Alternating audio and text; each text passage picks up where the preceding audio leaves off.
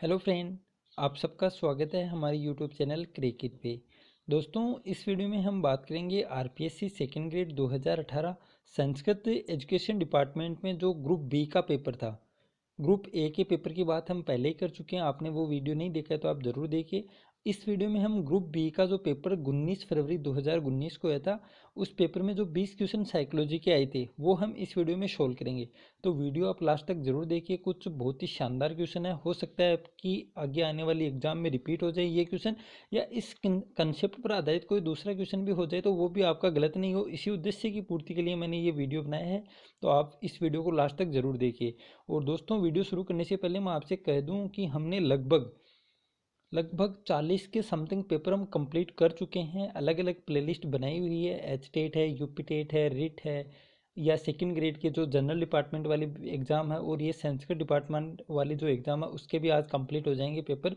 तो सभी पेपर आप ज़रूर देखिए, बहुत ही अच्छे और शानदार क्वेश्चन है। अगर इसमें से आपके 15-20 क्वेश्चन भी रिट के अंदर या सीटेट के अंदर आ जाएंगे तो आपका बहुत ही अच्छा है वो पेपर चला जाएगा। तो दोस्तों, शुरू करते हैं बिना किसी देरी के साथ आज का हमारा वीडियो। तो ये देखिए दोस्तों, आपके सामने ये पेपर है। 19 फरवरी 2019 को पेपर हुआ था। पेपर सेकंड ग्रुप बी का ये पेपर है, संस्कृत शिक्षा विभाग का। इसमें हम देखते हैं सीधे साइकोलॉजी वाले जो 20 क्वेश्चन आते हैं। आप सबको पता है कि सेकंड ग्रेड में 20 ही क्वेश्चन आते हैं, और इस वीडियो में हम साइकोलॉजी वाला पार्ट ही करेंगे। तो ये देखिए दोस्तों, साइकोलॉजी वाला क्वेश्चन होते हैं 68 के क्वेश्चन से शुरू। रमन और अनमोल की एक ही बुद्धि लब्धि है जो 120 है। रमन अनमोल से 2 वर्ष छोटा है। यदि अनमोल 12 वर्ष का है तो रमन की मानसिक आयु क्या होगी। तो दोस्तों, आप सबको पता भी होगा और याद भी होगा कि बुद्धि लब्धि का सूत्र क्या है। बुद्धि लब्धि का सूत्र होता है एम ए बट्टा सी ए गुणा 100। अब इसमें हमको मतलब दिया गया क्या है कि बुद्धि लब्धि हमको दी हुई है 120, इसकी बुद्धि लब्धि है, और हमको इसकी मानसिक आयु पता करनी है। तो बुद्धि लब्धि 120 हमने लिख दी। अब यहाँ पे है कि मानसिक आयु तो दे रखी है। मानसिक आयु यहाँ पे ये देखिए, मानसिक आयु तो ज्ञात करनी है, तो ऊपर हम ऐसा का ऐसा लिख देंगे मानसिक आयु। एक मिनट, ये देखिए दोस्तों, बुद्धि लब्धि 120, ऊपर है मानसिक आयु, हमसे मतलब पूछी गई है तो मानसिक आयु, और नीचे वास्तविक आयु कितनी है रमन की। तो यहाँ पे ये देखिए, जो रमन है वो अनमोल से 2 वर्ष छोटा है, और अनमोल की आपको वास्तविक आयु पता है, अनमोल है 12 वर्ष का, तो रमन हो जाएगा 10 वर्ष का।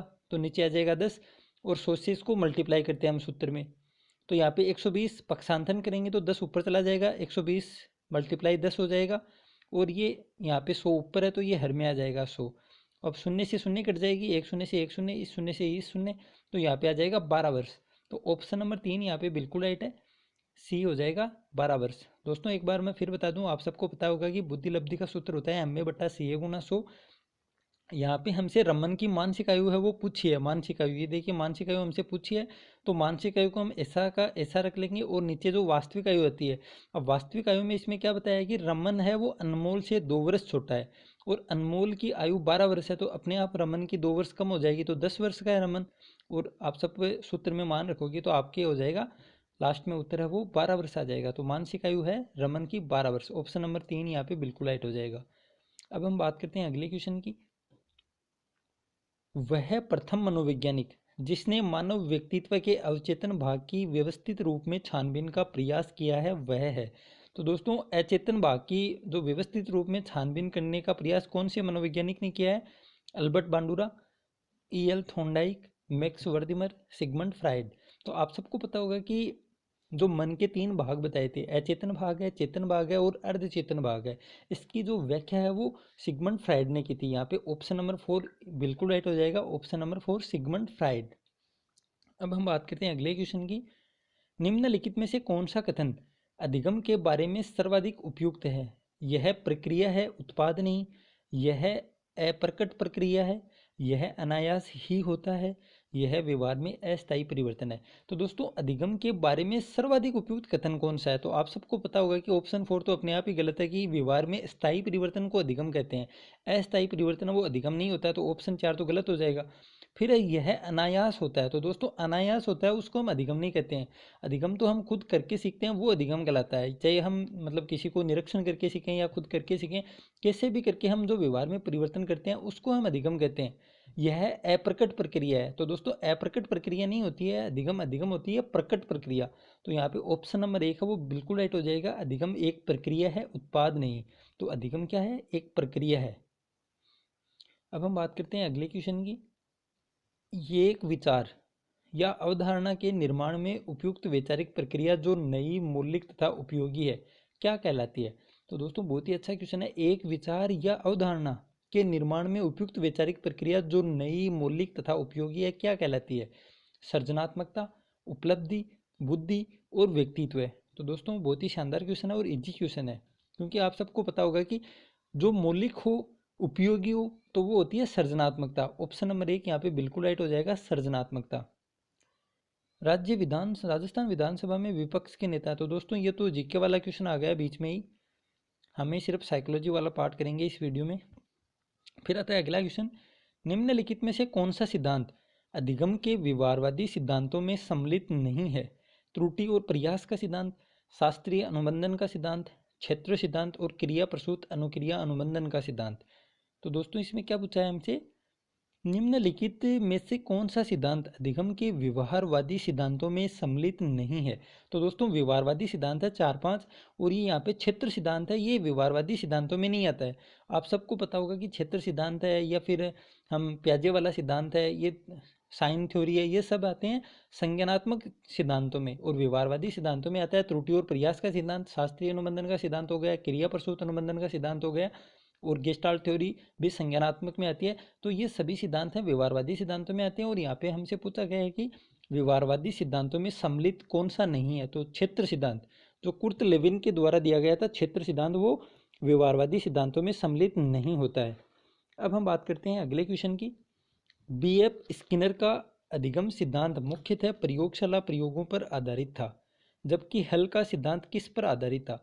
तो दोस्तों बहुत ही अच्छा क्वेश्चन है ये भी। परिकल्पनाओं पर, गणितीय गणनाओं पर, प्रयोगशाला से बाहर किए गए प्रयोग पर और सामाजिक अधिगम पर। तो हल के द्वारा जो सिद्धांत दिया गया था वो किस पर आधारित है, ये बात इसमें पूछी गई है। तो दोस्तों यहाँ पे हो जाएगा गणितीय गणनाओं पर। हल का सिद्धांत था वो गणितीय गणनाओं पर आधारित था। ऑप्शन नंबर 2 यहाँ पे बिल्कुल राइट हो जाएगा। हल का सिद्धांत था वो गणितीय गणनाओं पर आधारित था।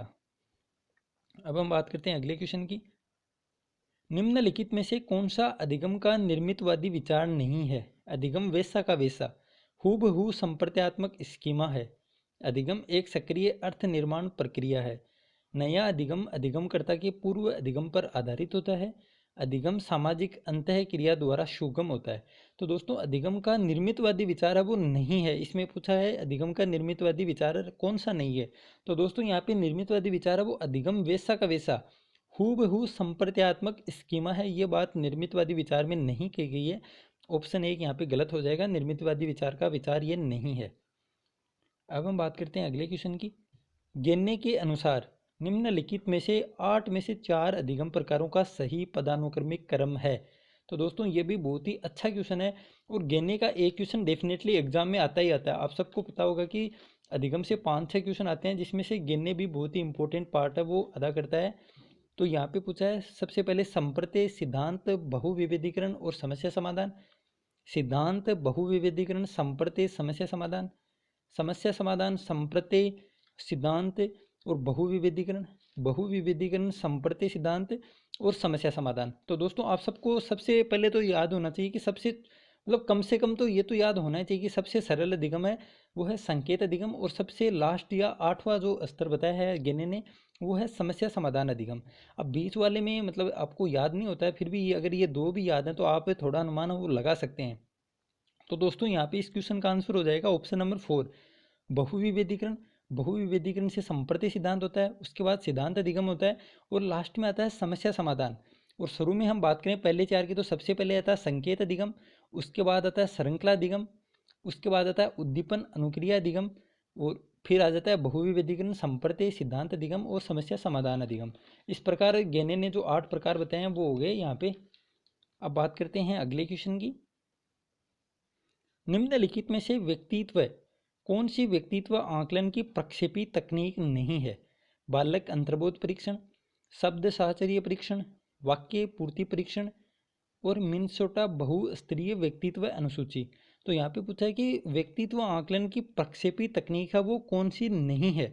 तो दोस्तों यहाँ पे कौन सी नहीं है, ऑप्शन नंबर 4 यहाँ पे बिल्कुल राइट हो जाएगा। मिनेसोटा बहुस्तरीय व्यक्तित्व अनुसूची है वो व्यक्तित्व आकलन की प्रक्षेपी तकनीक में नहीं आती है।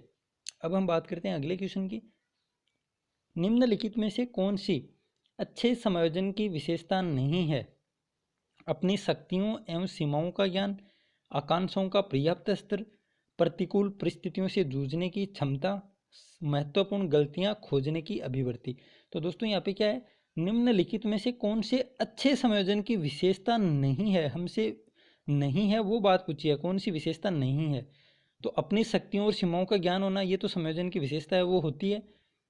आकांक्षाओं का पर्याप्त स्तर है वो भी विशेषता है। प्रतिकूल परिस्थितियों से जूझने की क्षमता ये भी संयोजन की विशेषता है, वो होती है। तो यहाँ पे ऑप्शन नंबर 4 है, महत्वपूर्ण गलतियां खोजने की अभिवृत्ति है वो संयोजन की विशेषता नहीं है। Option number 4। दोस्तों आप ये चीज़ ध्यान में रखना कि संयोजन की विशेषता महत्वपूर्ण गलतियां खोजने की, जो दूसरों में हम जो राजस्थानी भाषा की बात करें तो खुणस निकालना है ना, खुणस कमी निकालना या खुणस निकालना, ये संयोजन की विशेषता नहीं होती है। जो बहुत से लोग मतलब वीडियो में कमेंट भी करते हैं, साइकोलॉजी की मैं बात कर रहा हूँ, जैसे और वीडियो आते हैं उसमें ये वो, तो खुणस निकालना है वो संयोजन की विशेषता वो नहीं होती है। अब हम बात करते हैं अगले क्वेश्चन की। निम्नलिखित में से अध्यापक का कौन सा कार्य विद्यार्थियों की सृजनात्मकता में रुकावट है। विद्यार्थियों को नवाचारों के लिए प्रेरित करना, विद्यार्थियों को शीघ्रता से निर्णय के लिए जोर डालना, विद्यार्थियों को किसी वस्तु के हर संभव उपयोगों पर विचार के लिए कहना, विद्यार्थियों को भिन्न भिन्न रूप से विचार करने को प्रोत्साहित करना। तो यहाँ पे सृजनात्मकता में रुकावट है वो कौन सा कार्य है, ये बात इसमें पूछी गई है, सृजनात्मकता में रुकावट। तो दोस्तों ये भी अच्छा क्वेश्चन है। यहाँ पे हो जाएगा विद्यार्थियों को शीघ्रता से निर्णय लेने के लिए जोर डालना। मतलब कोई भी निर्णय लेना है उसमें शीघ्रता करना, मतलब जल्दी से निर्णय ले लेना, ये सृजनात्मकता में रुकावट है। ऑप्शन नंबर 2 यहाँ पे बिल्कुल राइट हो जाएगा। आप सबको पता होगा कि सृजनात्मकता, नवाचारों के लिए प्रेरित करना, मूल्य कार्य करना, ये तो सब सृजनात्मकता की विशेषताएं होती हैं। विद्यार्थियों को किसी वस्तु के हर संभव उपयोग पर विचार के लिए कहना, ये भी सृजनात्मकता में विशेषता है। विद्यार्थियों को भिन्न भिन्न रूप से विचार करने को प्रोत्साहित करना, ये भी सृजनात्मकता में आता है। लेकिन जल्दी से कोई काम कर लेना, शीघ्रता से निर्णय लेने पर जोर डालना, ये सब है उस सृजनात्मकता में रुकावट है। कि मतलब जल्दी जल्दी जल्दी ये कहेंगे तो बच्चा है उसके दिमाग में ये होगा कि यार मेरे को जल्दी से कोई बात करनी है या कोई विचार करना है कि इस काम का या इस समस्या का समाधान मेरे को कैसे करना है। अगर वो जल्दी काम करने की सोचेगा तो फिर उस पर अपने विचार वो ढंग से नहीं सोच पाएगा। तो विद्यार्थियों को शीघ्रता से निर्णय लेने के लिए जोर डालना, ये सृजनात्मकता में रुकावट होती है। अब हम बात करते हैं अगले क्वेश्चन की। भारतीय चिकित्सकों फिजिशियन के अनुसार व्यक्तित्व के 3 अवयव पीत या बाइल, वात या वायु, कफ या म्यूकस हैं। व्यक्तित्व का यह वर्गीकरण कहलाता है मनोविश्लेषण सिद्धांत, घटना क्रियाशास्त्र सिद्धांत, प्रकार सिद्धांत और शीलगुण सिद्धांत। तो दोस्तों ये भी अच्छा क्वेश्चन है, ऐसा ही क्वेश्चन शायद लास्ट पेपर में भी आया था। तो आप सबको पता है कि ये व्यक्तित्व के प्रकार हैं। ऑप्शन नंबर 3 व्यक्तित्व के प्रकार सिद्धांत में आते हैं कि भारतीय चिकित्सकों के अनुसार व्यक्तित्व के 3 है वो प्रकार हैं कि पीत, वात और कफ, 3 प्रकार का व्यक्तित्व होता है। तो यहाँ पे ये प्रकार सिद्धांत में आते हैं। ऑप्शन नंबर 3 बिल्कुल राइट हो जाएगा। अब हम बात करते हैं अगले क्वेश्चन की। निम्नलिखित में से व्यक्ति की कौन सी विशेषता सांवेगिक बुद्धिमान व्यक्ति की विशेषताओं में सम्मिलित नहीं है। दूसरों के विभिन्न प्रकार के संवेगों को पहचानना, संवेगों की अभिव्यक्ति पर नियंत्रण न रख पाना, अपने संवेगों की प्रकृति और तीव्रता को सही प्रकार समझना, संवेगों की अभिव्यक्ति को सही प्रकार से नियमित करना। तो दोस्तों यहाँ पर भी मतलब सभी ऑप्शन आप ध्यान से पढ़ोगे तो आपको आंसर वो अपने आप आ जाएगा। यहाँ पे पूछा है कि बुद्धिमान व्यक्ति की विशेषताओं में सम्मिलित नहीं है। तो ऑप्शन नंबर 2 यहाँ पे बिल्कुल राइट हो जाएगा कि संवेगों की अभिव्यक्ति पर नियंत्रण नहीं रख पाना ये कोई बुद्धिमान व्यक्ति की विशेषता नहीं होती। अगर किसी को गुस्सा आ रहा है तो वो अपने गुस्से पर कंट्रोल नहीं रख पाता है, या किसी को हंसी आ रही है, कोई भी संवेग हो, अगर उस पर उसका नियंत्रण नहीं है तो ये बुद्धिमान व्यक्ति की विशेषता नहीं होती है। तो यहाँ पे ऑप्शन नंबर 2 बिल्कुल राइट हो जाएगा। अब आता है अगला क्वेश्चन। मंद गति से सीखने वाले बालकों के लिए निम्नलिखित में से कौन सा शैक्षिक प्रावधान उपयुक्त नहीं है। उपचारात्मक शिक्षण, प्रतियोगिता न रखना, त्वरण या लेबलिंग न करना। तो दोस्तों मंद गति से सीखने वाले बालकों के लिए निम्नलिखित में से कौन सा शैक्षिक प्रावधान उपयुक्त नहीं है। तो दोस्तों ये भी अच्छा क्वेश्चन है। यहाँ पे हो जाएगा त्वरण, एक्सीलरेशन। ऑप्शन नंबर 3 है, ये बिल्कुल राइट हो जाएगा। ऑप्शन नंबर 3 लेबलिंग नहीं करना। दोस्तों लेबलिंग करना है वो तो है गलत काम, और लेबलिंग नहीं करनी चाहिए कि ये एक बच्चा है वो कमज़ोर है, इसकी मंदबुद्धि है, ये काम है वो नहीं करना चाहिए। बच्चे को हमेशा यही कहना चाहिए कि आप ठीक हो, आपको पढ़ना चाहिए, आपको याद हो जाएगा। मतलब कोई को मतलब किसी भी बच्चे को अगर कोई कम है आती है बुक या कोई भी विषय कम आता है तो उसको हमेशा यही कहना चाहिए कि आपको आ जाएगा, आप निरंतर अभ्यास करें। उसको लेबल नहीं कर देना चाहिए कि आपको नहीं आ सकता, आपको नहीं आना चाहिए, आप में दिमाग नहीं है, बुद्धि नहीं है। तो ऐसा लेबल है वो नहीं लगानी चाहिए। तो ये शैक्षिक प्रावधान का उपयुक्त नहीं है यहाँ पे त्वरण। ऑप्शन नंबर 3 यहाँ पे बिल्कुल राइट हो जाएगा। अब हम बात करते हैं अगले क्वेश्चन की। अधिगम में अभिप्रेरणा का निम्नलिखित में से कौन सा कार्य नहीं है? जीव को क्रमहीन तरीके से गतिमान करने में मदद करना, जीव के व्यवहार को ऊर्जा प्रदान करना और बनाए रखना, जीव के व्यवहार को निर्देशित और नियंत्रित करना, और जीव की क्रिया को चयनित ध्येय की तरफ निर्देशित करना। तो अधिगम में अभिप्रेरणा का निम्नलिखित में से कौन सा कार्य नहीं है? यहाँ पर भी दोस्तों नहीं है ये पूछा है, तो हो जाएगा ऑप्शन नंबर 1, जीव को क्रमहीन तरीके से गतिमान करने में मदद करना। तो दोस्तों यहाँ पे क्रमहीन बोला है, क्रमहीन, इसलिए ये गलत हो जाएगा। ऑप्शन नंबर 1 है यहाँ पे बिल्कुल राइट है। अब हम बात करते हैं अगले क्वेश्चन की। अब देखिए आपके सामने अगला क्वेश्चन है, एक 5 वर्ष की शारीरिक आयु वाला बालक या बालिका 7 वर्षीय आयु वाले के समान परीक्षण पदों को सफलतापूर्वक पूर्ण कर लेता है, उसकी बुद्धि लब्धि होगी। तो दोस्तों यहाँ पे एक बार फिर बुद्धि लब्धि वाला क्वेश्चन है वो आ गया है। तो इसकी बुद्धि लब्धि याद करनी है। अब यहाँ पे आप सबको दे रखा है कि मानसिक आयु कितनी है, तो मानसिक आयु तो है यहाँ पे 7 वर्ष और वास्तविक आयु है 5 वर्ष। अब इसका बुद्धि लब्धि का सूत्र में गुणा करते हैं हम 100 से, तो अब 5 से इसे कट जाएगा 100 20 बार, तो 20 को 7 से आप मल्टीप्लाई करेंगे तो 140 आ जाएगा। तो यहाँ पे ऑप्शन नंबर 1 है वो बिल्कुल राइट हो जाएगा, 140। अब हम बात करते हैं अगले क्वेश्चन की। किशोरों के शारीरिक विकास के संदर्भ में निम्नलिखित में से कौन सा कथन असत्य है? द्वितीयक लैंगिक लक्षणों का विकास, शारीरिक क्रियाओं और योग्यताओं में वृद्धि, मांसपेशीय ताकत में वृद्धि, शरीर के अनुपात में कोई परिवर्तन न होना। तो दोस्तों ये भी इजी क्वेश्चन हो जाएगा। यहाँ पे ऑप्शन नंबर 4 है वो बिल्कुल राइट है कि शरीर के अनुपात में कोई परिवर्तन है वो नहीं होता है किशोर अवस्था में। ये बात बिल्कुल गलत है। अब हम बात करते हैं अगले क्वेश्चन में। निम्नलिखित में से कौन सा एक अभिक्षमता परीक्षण का उपयुक्त अनुप्रयोग होगा? बालक ने अध्यापक की कक्षा में क्या सीखा है इसका परीक्षण करना, बालक के गणित के मानकों के निर्धारण का परीक्षण करना, बालक के चिकित्सा व्यवसाय डॉक्टरी में सफल होने का परीक्षण करना, और बालक का बोर्ड की कक्षा को पास कर सकने के निर्धारण का परीक्षण करना। तो दोस्तों ये भी अच्छा क्वेश्चन है। निम्नलिखित में से कौन सा एक अभिक्षमता परीक्षण का उपयुक्त अनुप्रयोग होगा? तो दोस्तों यहाँ पे हो जाएगा ऑप्शन नंबर 3। अभिक्षमता का उपयुक्त परीक्षण है वो बालक के चिकित्सा व्यवसाय या डॉक्टरी में सफल होने का परीक्षण वो करना है। ऑप्शन नंबर 3 यहाँ पे बिल्कुल राइट है। अब हम बात करते हैं अगले क्वेश्चन की। एक बालक बुद्धि में औसत, उपलब्धि अभिप्रेरणा में उच्च, सृजनात्मकता में निम्न और सामाजिक विकास में औसत है। यह उदाहरण है अंतर्व्यक्तिक भिन्नता, अंतः व्यक्तिक भिन्नता, मापनीय व्यक्तिक भिन्नता और अवलोकनीय व्यक्तिक भिन्नता। तो दोस्तों अच्छा क्वेश्चन है और रिपीटेड क्वेश्चन है।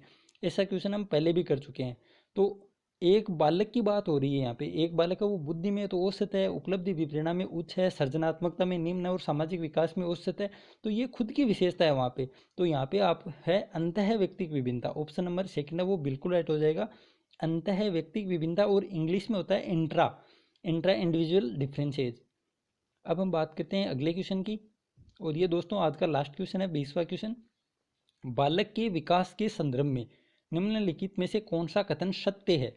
विकास केवल आनुवंशिकी का परिणाम है, विकास सतत प्रक्रिया नहीं है, विकास की गति बालक और बालिकाओं में एक समान होती है, विकास है वो सामान्य से विशिष्ट की ओर अग्रसर होता है। तो दोस्तों ये भी इजी क्वेश्चन है।